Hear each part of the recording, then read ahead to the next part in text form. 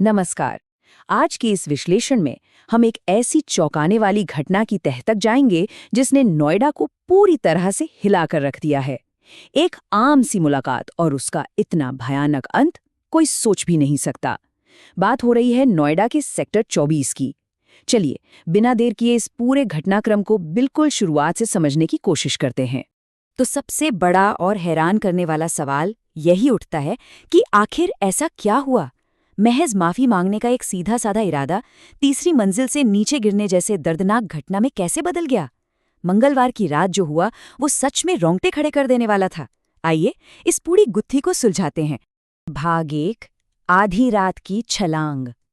चलिए घटना के ठीक बाद वाले उन खौफनाक पलों पर सीधे नजर डालते हैं। जरा उस मंजर की कल्पना कीजिए। रात के ठीक 3 बजे हैं। जगह है नोएडा के सेक्टर 24 का चौड़ा रघुनाथपुर गांव। हर तरफ सन्नाटा है और अचानक 2 लोग एक इमारत की तीसरी मंजिल की खिड़की से सीधे नीचे गिरते हैं, या शायद उन्होंने छलांग लगाई थी।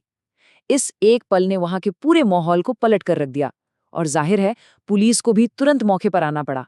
ये फैक्ट्स अपने आप में बेहद डरावने हैं। और इसका अंजाम वो और भी ज्यादा दर्दनाक था। तीसरी मंजिल से गिरने की वजह से उस आदमी की गंभीर चोटों के कारण दुखद मौत हो गई। उनके साथ जो महिला मित्र थीं वो बच तो गईं, लेकिन उनकी हालत इतनी नाजुक थी कि उन्हें तुरंत दिल्ली के एक अस्पताल में भर्ती कराना पड़ा, जहां उनका इलाज अब भी चल रहा है।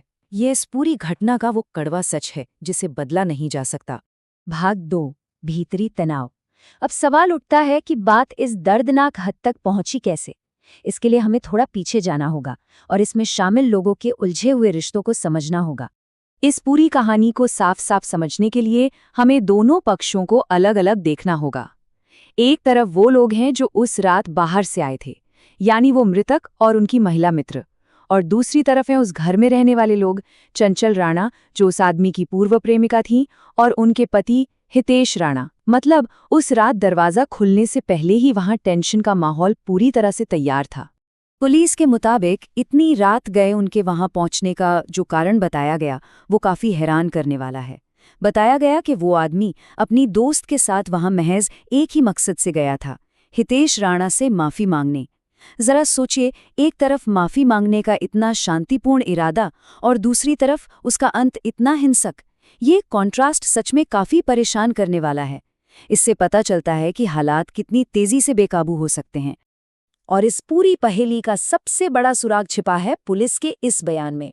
आधिकारिक जांच में ये बात सामने आई है कि शादी के बाद भी वो मृतक अपनी एक्स गर्लफ्रेंड यानी चंचल राणा के संपर्क में था और इसी वजह से घर में काफी तनाव रहता था। तो असल में यही वो लगातार होने वाली बातचीत थी जिसने इस पूरे विवाद की नींव रखी, बिल्कुल एक चिंगारी की तरह जिसने आगे चलकर आग लगा दी। भाग 3, हमला और बंधक। वो माफी मांगने का सिलसिला एक खतरनाक बंधक स्थिति में कैसे तब्दील हो गया, आइए अब इसे डिकोड करते हैं।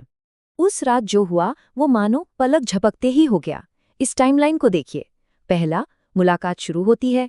दूसरा, अचानक बहस और झगड़ा छिड़ जाता है। तीसरा, बात हाथापाई तक पहुंचती है और हॉकी स्टिक से हमला किया जाता है। चौथा, उन्हें तीसरी मंजिल के उसी कमरे में बाहर से लॉक कर दिया जाता है। और अंत में 5वां स्टेप, रात 3 बजे की वो खौफनाक छलांग। एक नॉर्मल सी बातचीत से लेकर बंधक बनाए जाने तक हालात का यूं तेजी से बिगड़ना सच में चौंका देने वाला है। अब उस हमले के पीछे हितेश राणा ने क्या वजह बताई?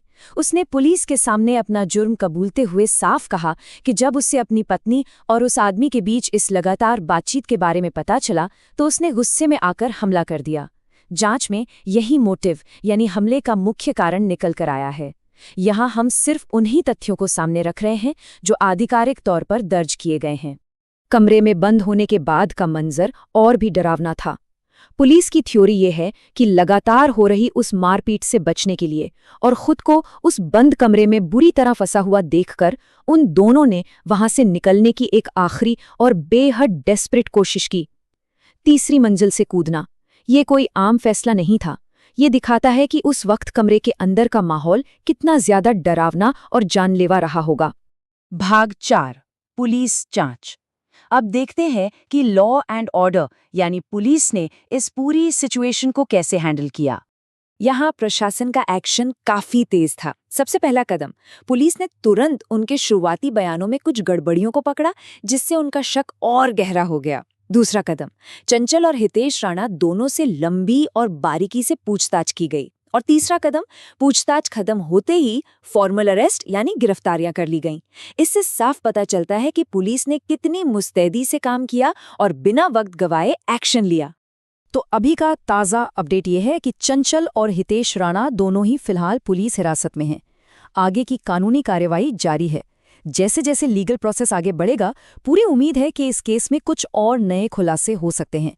फिलहाल सिस्टम अपना काम कर रहा है और जांच पूरी होने का इंतजार है। इस पूरी चर्चा को खत्म करते हुए एक बहुत ही गहरा सवाल जहन में आता है। क्या कोई अनसुलझा घरेलू विवाद इतनी जल्दी, इतनी भयानक त्रासदी में बदल सकता है जिसे कभी ठीक न किया जा सके? देर रात की गई उस एक मुलाकात की कीमत एक इंसान को अपनी जान देकर और दूसरे को जिंदगी भर के जख्मों के साथ चुकानी पड़ी। ये वाकया वाकई सोचने पर मजबूर कर देता है कि अगर सही वक्त पर चीज़ों को संभाल लिया जाता तो शायद आज तस्वीर कुछ और होती। इस विश्लेषण में हमारे साथ बने रहने के लिए बहुत बहुत शुक्रिया।